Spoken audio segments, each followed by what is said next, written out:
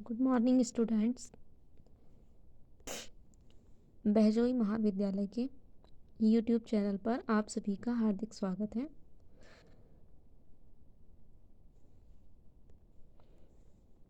BA तृतीय वर्ष के सेकंड पेपर पर्यावरण अध्ययन में मानव पर्यावरण संबंध के अंतर्गत आज हम मानव एवं मिट्टी टॉपिक पर बात करेंगे। मानव एवं मिट्टी का आपस में क्या संबंध है। मानव जो मिट्टी है, धरातल पर सबसे ऊपरी जो आवरण होता है वो मिट्टी का होता है। मिट्टी का निर्माण कैसे होता है? मिट्टी का निर्माण चट्टानों की कटाव और छटाव से होता है। इसका जब अपक्षय और अपर्दन होता है चट्टानों का लंबे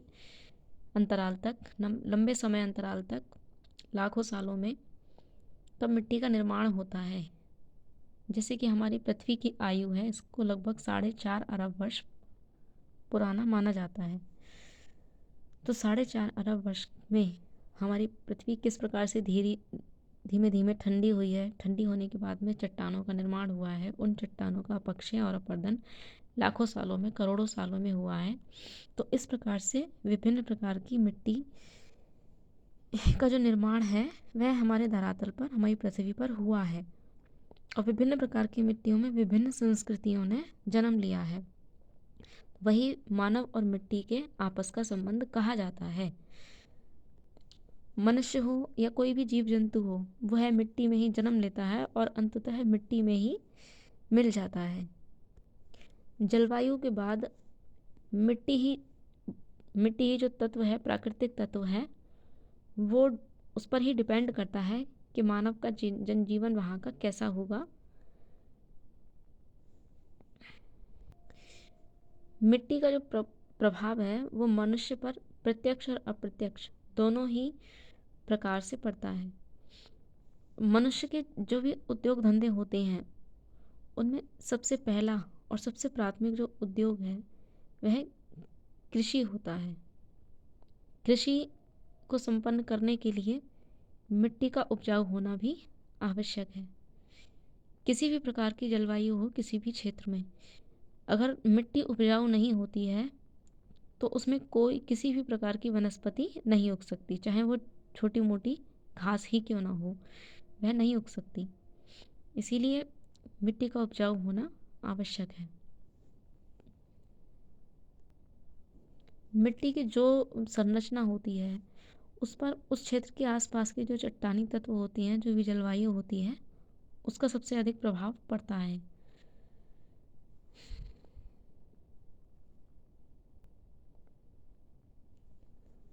मिट्टी और कृषि जनसंख्या से संबंधित होती हैं। देखिए किस प्रकार से संबंधित होती हैं।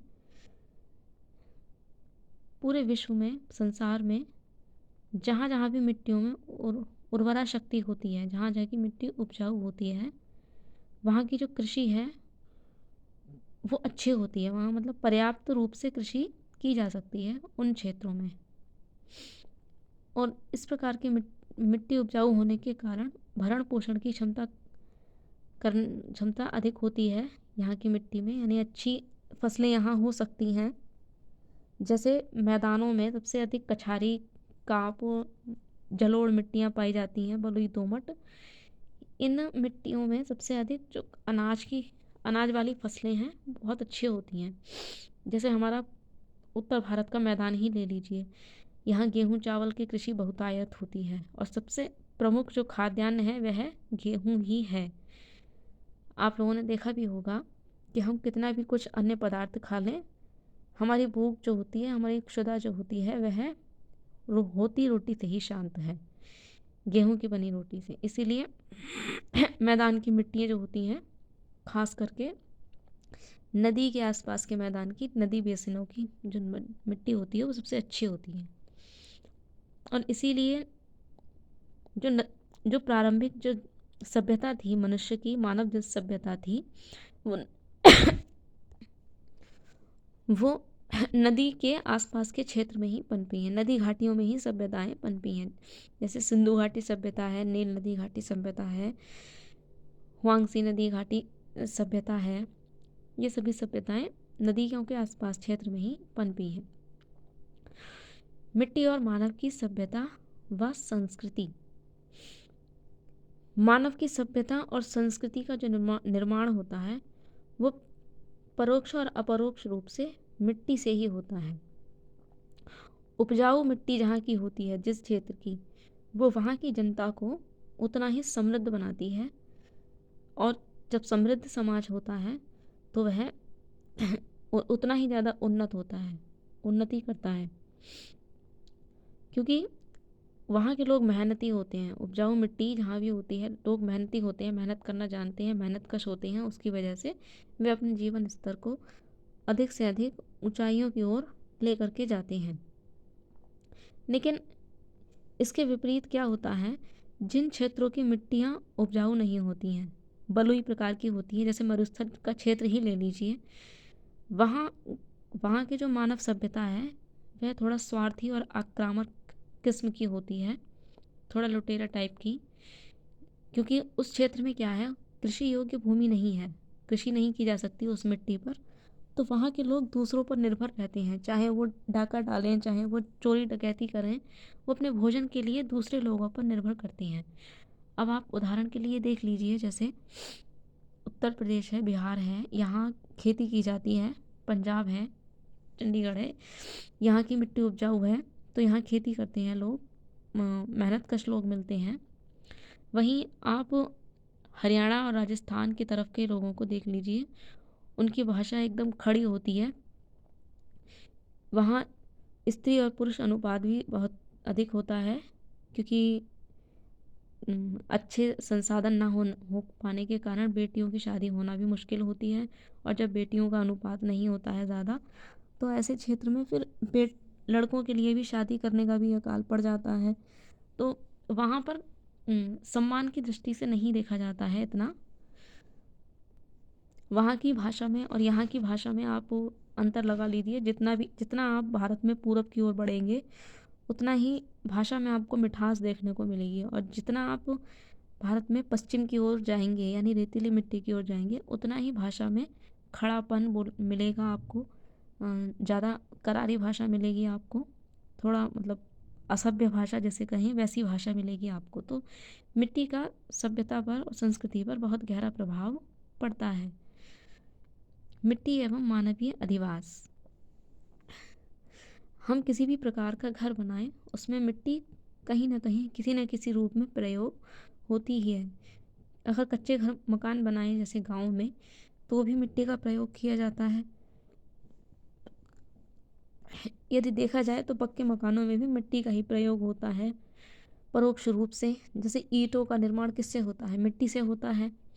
तो इसीलिए घर किसी भी प्रकार के हों, मिट्टी कहीं ना कहीं किसी न किसी रूप में प्रत्यक्ष या परोक्ष रूप से काम आती ही है। इसके अतिरिक्त पत्थर और लकड़ी का भी उपयोग किया जाता है। लकड़ी कहाँ से प्राप्त होती है, वनों से। वन कहाँ पर उगते हैं, मिट्टी में ही। तो यहाँ भी मिट्टी का कहीं ना कहीं उपयोग हमें देखने को मिला। इनके अतिरिक्त गांव में जो घर होते हैं, उनकी लिपाई के लिए भी मिट्टी का प्रयोग किया जाता है। जितने भी शुष्क क्षेत्र होते हैं और मैदानी क्षेत्र होते हैं, वहाँ अधिकतर मिट्टी का ही उपयोग अधिवास बनाने के लिए किया जाता है। बहुत से गांवों में घर, अगर ईंट के भी मकान बने होते हैं, तो कुछ फैमिली में इतने सक्षम नहीं होते हैं लोग कि सीमेंट से मकान बना सकें, तो वो भी मिट्टी के ही गारे का प्रयोग करके मकान को बनाते हैं। मिट्टी का घरेलू वस्तुओं के निर्माण में प्रयोग। घरेलू जो वस्तुएं होती हैं, जैसे जैसे मिट्टी के बर्तन हैं, जैसे आज भी गांवों में मिट्टी की हांडी में रखकर दूध गर्म किया जाता है, या पानी रखने के लिए घड़े वगैरह का इस्तेमाल किया जाता है। दीपक वगैरह जलाने के लिए मिट्टी के दियों का काम पत्तियों का उपयोग किया जाता है। इनके अतिरिक्त गाँवों में हम देखते हैं मिट्टी की काफ़ी बड़ी बड़ी कुटिया टाइप की बना लेते हैं अनाज को संचित करने के लिए। तो इस प्रकार से मिट्टी की बड़ी बड़ी मतलब ड्रम के समान आकृतियों वाले बर्तन बनाए जाते हैं मिट्टी से अनाज को संचय करने के लिए। गाँवों में गरीब लोग जो होते हैं, हर किसी के बस की बात नहीं होती कि वो कुट लोहे की कुठिया वगैरह ख़रीदें, तो वो मिट्टी से ही बनाते हैं। इसके अतिरिक्त मिट्टी के खिलौने भी बनाए जाते हैं, मिट्टी से सजावट का सामान भी बनाया जाता है। इस प्रकार से मिट्टी का बहुत ही अधिक उपयोग है, बहुत अधिक महत्व है मानव के जीवन में। अगला हमारा टॉपिक है मानव तथा प्राकृतिक वनस्पति। मानव द्वारा प्राकृतिक वनस्पति से समायोजन। देखिए, समायोजन का अर्थ है यानी किसी भी चीज़ के साथ हम सामंजस्य बना करके चल रहे हैं, यानी उसका उपभोग कर रहे हैं और उसको हम दोबारा बना भी सकते हैं। यानी कहीं ना कहीं हम उसका संचय भी कर रहे हैं, उसका उपभोग भी कर रहे हैं, उसको खर्च भी कर रहे हैं, ख़त्म भी कर रहे हैं। तो ये सारी चीज़ें एक साथ मिलाकर इन्हें हम समायोजन कहते हैं। मानव प्रकृति का प्रत्यक्ष और अप्रत्यक्ष रूप से दोनों रूपों से समायोजन करता है। सबसे पहले हम देखते हैं प्रत्यक्ष समायोजन। प्रत्यक्ष समायोजन में सबसे पहला है हमारा वनोन्मूलन। प्रत्यक्ष का अर्थ होता है सामने से, यानी कि प्रत्यक्ष जो हमें दिखाई दे वो प्रत्यक्ष होता है। मतलब जो कार्य हमें होता हुआ दिखाई दे, हमें उपभोग होता हुआ दिखाई दे, वह प्रत्यक्ष होता है। जैसे वनोन्मूलन, वनोन्मूलन का अर्थ है वनों को काटना, जंगलों को काटना। जंगलों को हम काटते हैं, यह हम प्रत्यक्ष रूप से देखते हैं। जंगलों से जो हमें लकड़ी प्राप्त होती है उसका हम उपभोग करते हैं फर्नीचर बनाने में या ईंधन बनाने में, मकानों को बनाने में, खिड़की दरवाजे वगैरह बनाने में। यह हमें प्रत्यक्ष दिखाई देता है।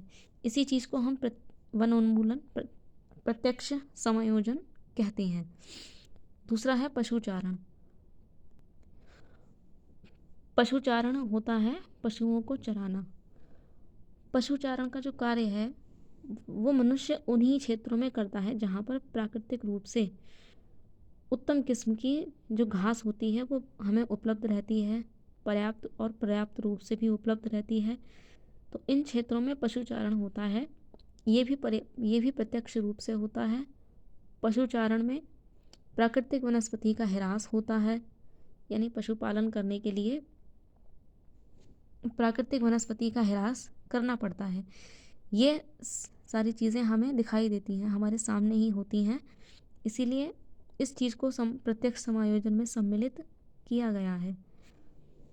ये जो मुख्य रूप से जो घास के मैदान होते हैं पशुचारण के लिए, इनको उत्तरी अमेरिका में प्रेयरी कहा जाता है, यूरेशिया में स्टेपीज कहा जाता है, दक्षिणी अमेरिका में इनको पंपाज कहा जाता है, दक्षिणी अफ्रीका में इन्हें वेल्ड कहा जाता है, ऑस्ट्रेलिया में इनको डाउनलैंड्स कहा जाता है। तो इन क्षेत्रों में जो पशुपालन किया जाता है मांस उद्योग के लिए, डेयरी उद्योग के लिए, ऊन प्राप्त करने के लिए, उनसे चमड़ा प्राप्त करने के लिए, और उनकी जो हड्डियाँ होती हैं उनसे अन्य पदार्थ बनाने के लिए, जैसे जो दवा वगैरह होती हैं, अंग्रेजी दवाइयाँ, एवं जो चीनी मिट्टी के जो बर्तन होते हैं उनमें जानवरों की हड्डियों का कहीं ना कहीं उपयोग किया जाता है। आप लोग व्रत में अक्सर कप में चाय नहीं पीते हैं, लेकिन क्या किसी को ये कारण पता है कि कपों में चाय क्यों पीने के लिए मना क्यों किया जाता है? वो इसीलिए क्योंकि चीनी मिट्टी के जो बर्तन होते हैं उनको मजबूती देने के लिए उनमें हड्डियों का चूरा मिलाया जाता है, इसीलिए। अगला है हमारा आखेट व एकत्रीकरण। आखेट अर्थात शिकार करना। वर्तमान काल में आधुनिक मनुष्य जो है आखेट नहीं करता है, लेकिन कुछ क्षेत्र अभी भी पृथ्वी पर ऐसे हैं जहाँ पर कुछ आदिम जनजातियाँ आज भी निवास करती हैं। वे जनजातियाँ आज भी शिकार पर और उनका उनके द्वारा जो शिकार किया जाता है जानवर, उनके अंशों को एकत्रित करने में विश्वास रखती हैं। वे बहुत ही कम विकसित क्षेत्र हैं, अल्प विकसित क्षेत्रों के अंतर्गत आती हैं। इसके साथ ही अविकसित क्षेत्रों के अंतर्गत भी आती हैं। वहाँ की जनजातियाँ आज भी ये कार्य करती हैं। ये जो जनजातियाँ हैं ये जंगलों में रहती हैं और अपनी अपनी भूख मिटाने के लिए जानवरों का शिकार करती हैं। और ये जो जीव जंतु होते हैं जिनको ये मारते हैं, उनकी हड्डी, खालें और सींग और हाथी दाँत का कहीं न कहीं उपयोग भी लोग करते हैं, इनको संग्रह करते हैं। और इसके अतिरिक्त ये जो अन्य पदार्थ निकलते हैं पेड़ पौधों से, जैसे रबड़ होता है, गोंद होता है, इनका भी कहीं न कहीं अपने जनजीवन में उपयोग करते हैं, जो आज भी आदिम जनजातियाँ हैं वे। इसके बाद हमारा आता है अप्रत्यक्ष समायोजन। अप्रत्यक्ष समायोजन में वे सारी चीज़ें सम्मिलित हैं जो होती तो हैं पर हमें परोक्ष रूप से दिखाई देती हैं, प्रत्यक्ष रूप से नहीं। परोक्ष रूप से अर्थात जैसे पहला है हमारा कृषि समायोजन। कृषि समायोजन, कृषि के द्वारा देखिए सर, प्रारंभ में मानव जो था वह जंगलों को काटकर खेत बनाता था, मतलब भूमि को साफ करता था, वहाँ पर कृषि करता था। लेकिन धीरे धीरे वह विकसित हुआ और उसने अपनी सभ्यता विकसित की। आज भी कई क्षेत्र ऐसे हैं जहाँ पर कुछ जनजातियाँ जंगलों को जला करके वहाँ खेती करती हैं, 3-4 साल तक खेती करती हैं। उसके बाद में उस क्षेत्र को ऐसे ही छोड़कर, जब उसकी उर्वरा शक्ति समाप्त हो जाती है, उस क्षेत्र को छोड़कर अन्यत्र कहीं चले जाते हैं, वहाँ की भूमि की वनस्पति को जलाते हैं और अन्यत्र खेत बनाते हैं। तो इस प्रकार का कार्य करते हैं। अब देखिए, जो कृषि से उत्पाद निकलते हैं, जैसे अनाज हो गया या कोई अन्य पदार्थ हो गया, तो उसको वो डायरेक्ट तो नहीं खाते हैं, उसको किसी न किसी रूप में पहले वो बनाते हैं, उसके बाद में ही उसका उपयोग करते हैं। जैसे गेहूँ है, गेहूँ व्यक्ति डायरेक्ट नहीं खाता है, उसका पहले आटा बनाया जाता है, उसके बाद वह रोटी या अन्य पदार्थ बनाकर उसके तब खाता है। तो ये कृषि समायोजन होता है, यानी कि प्रत्यक्ष रूप से कोई एक चीज़ हमने उगाई, उसको हमने किसी और रूप में बदला और फिर उसका उपयोग किया, तो ये अप्रत्यक्ष समायोजन के अंतर्गत आता है। दूसरा है हमारा औद्योगिक समायोजन। औद्योगिक समायोजन में जैसे उद्योग धंधे होते हैं, वे कहीं ना कहीं कृषि पर ही निर्भर रहते हैं, वनों पर ही निर्भर रहते हैं। कितने भी आप उद्योग देख लें, भले ही वे बड़े बड़े शहरों में स्थापित हैं, लेकिन वे कहीं ना कहीं कृषि पर ही निर्भर होते हैं। इन उद्योगों को कच्चा माल प्रोवाइड किया जाता है। उस कच्चे माल से ये अन्य पदार्थों का, अन्य उत्पादों का निर्माण करते हैं। निर्माण करने के बाद ये बाज़ारों में भेजते हैं। यानी तीसरा जो टॉपिक है आपका व्यापारिक समायोजन, कृषि, उद्योग, व्यापार, ये तीनों ही एक दूसरे पर निर्भर हैं। और ये जो एक दूसरे पर निर्भर हैं, ये अप्रत्यक्ष समायोजन ही कहलाता है, क्योंकि एक दूसरे पर डिपेंड भी हैं, लेकिन हमें पूरी तरह से दिखाई नहीं देता कि किस प्रकार डिपेंड हैं। उद्योगों जैसे कच्चा माल क्या होता है, जैसे चीनी बनानी हो, गुड़ बनानी हो, तो उसके लिए गन्ना क्या है, कच्चा माल है। अगर वस्त्र बनाने हो तो वस्त्रों के निर्माण के लिए कपास कच्चा माल है, रुई कच्चा माल है, सूत कच्चा माल है वस्त्र उद्योग के लिए। तो कहीं ना कहीं ये हम कृषि के द्वारा ही उगाते हैं, तभी हम इनको उद्योगों में भेज पाते हैं। फिर आता है व्यापार। व्यापार यानी कि बाजार में औद्योगिक सामग्री को भेजना। तो यह भी एक प्रकार से अप्रत्यक्ष समायोजन है। बाजार से हम जो भी चीज़ें खरीदते हैं वो असल में कहाँ से आती हैं, पहले वे कृषि के द्वारा उपजाई जाती हैं, उसके बाद वे उद्योगों में भेजी जाती हैं, उद्योगों में इनका रूप परिवर्तित करके अन्य पदार्थ बनाए जाते हैं, अन्य उत्पाद बनाए जाते हैं। फिर वे व्यापार हेतु हमारे पास फिर से आ जाती हैं दुकानों पर बिकने के लिए अलग रूप में। अगर देखा जाए तो ये एक तरीके का चक्र है, लेकिन ये चक्र हमें दिखाई नहीं देता है कि किस प्रकार से कार्य करता है, इसलिए हम इसको अप्रत्यक्ष समायोजन कहते हैं। तो ये दोनों टॉपिक हम यहीं ख़त्म करते हैं। अगले टॉपिक में हम मानव एवं पर्वत का आपस में क्या संबंध है यह समझाएंगे।